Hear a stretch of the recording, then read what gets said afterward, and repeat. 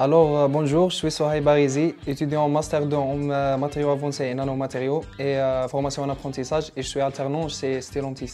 Je m'appelle Titouan, je suis en génie biologique à l'UPEC, à l'UT de Sénart-Fontainebleau. Je suis sur le parcours Sciences de l'environnement et écotechnologie. Aujourd'hui, je participe au hackathon de l'année 2024. Bonjour, donc je m'appelle Alexandre Goulard, je suis étudiant en 5e année à l'ESTC Paris. C'est une école d'ingénieurs qui est donc dans le milieu donc, du BTP. En 5e année, actuellement, j'ai pris une spécification. Je suis dans l'aspect bâtiment, mais il y a aussi une spé travaux publics. Et je suis en format initial, mais il y a aussi des formations pour tout ce qui est alternant.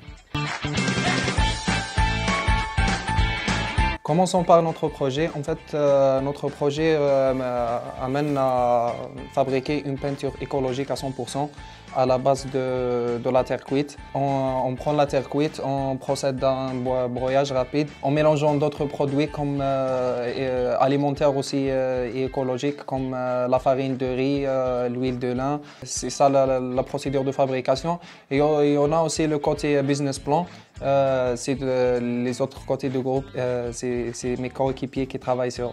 Parce qu'en fait, moi, je suis spécialiste sur ces trucs-là, des matériaux, mais côté business plan, il faudrait un spécialiste dans le management. On a un projet de construction de plaques que l'on rajoute au mur pour les bâtiments qui ont des défauts d'isolation, pour l'isolation thermique et sonore, pour protéger ces bâtiments en hiver de la fraîcheur quotidienne ou en été de la chaleur, pour tous ces bâtiments qui représentent quand même 5 millions de bâtiments en France, et qui est quand même une grande part des constructions actuelles et qui possèdent des problèmes d'isolation.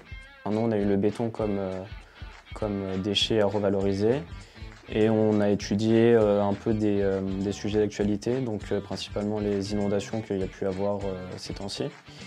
Et on s'est penché sur la question de créer un matériau avec le béton recyclé, un matériau qui serait principalement un revêtement de sol et qui permettrait l'écoulement de l'eau sur certains endroits qui seraient plus adaptés.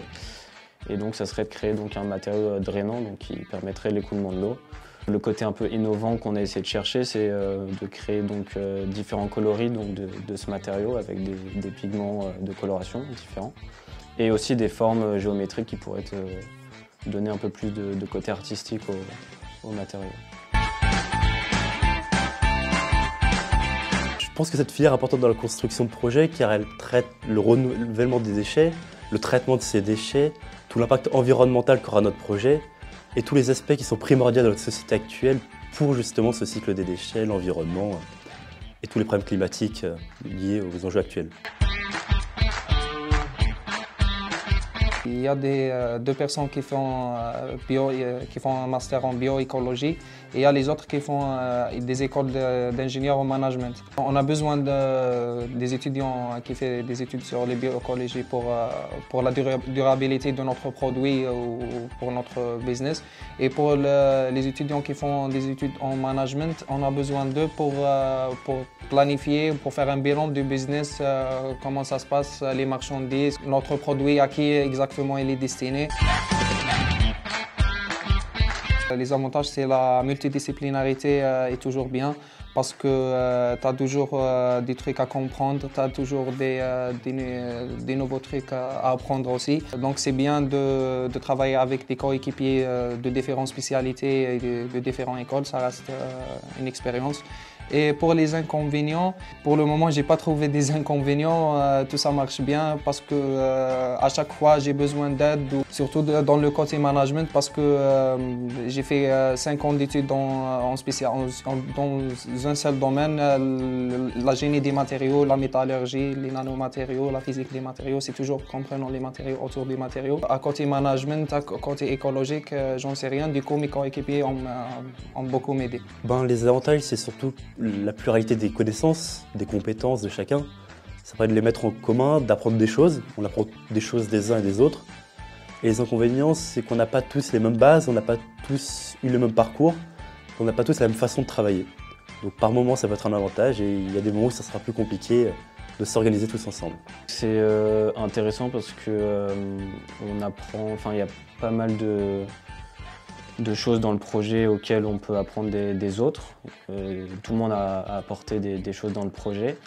Mais après, on ne se connaît pas forcément avant le projet, donc c'est assez compliqué de savoir un peu les avantages de chacun et les avantages et qu'est-ce qu'une personne aurait pu plus apporter qu'une autre si elle avait travaillé sur un certain sujet. Principalement, c'était le temps, parce qu'on aurait voulu peut-être partir sur des idées plus innovantes et on n'a pas eu forcément le temps. La cohésion d'équipe aussi, parce que on voulait faire beaucoup de choses, mais c'est pas forcément évident de bien se répartir aussi les tâches. On n'a pas fait exactement un recyclage, on a juste pris genre les déchets de la terre cuite, par exemple les briques, les tôles et tout ce qui est en terre cuite. On a les récupéré et on a procédé directement au broyage. Un broyage rapide afin d'obtenir une poudre fine. Et à la base de cette poudre fine-là, on a commencé à réaliser notre peinture. La principale méthode, c'est nous on travaille sur la terre cuite et on a cherché à broyer notre terre cuite. On l'a réutilisée de différentes façons, dans du ciment, enfin dans du béton. On a rajouté du ciment et à la place du sable, on a remplacé le sable par notre terre cuite, ce qui permet de la réutiliser. Et qui a des propriétés différentes du sable qui nous sont intéressantes pour l'absorption de l'humidité, la résistance thermique, sonore. Et la deuxième utilisation, c'est dans du torchis. On va mélanger notre terre cuite à de la paille, ce qui représente une très bonne isolation sonore qui, écologiquement, est ce qui se fait de mieux, ne pollue absolument pas et est éco-responsable. Lors de la réalisation de notre produit, on a utilisé des produits à 100% environnementaux et écologiques. Par exemple, la poudre de la terre cuite, c'est à 100% recyclable. Les blancs d'œufs, la farine de riz, le riz c'est à 100% un aliment quoi. De l'eau et l'huile de lin aussi, c'est à 100% naturel. C'est juste ça, les produits qu'on a utilisés pour réaliser notre peinture.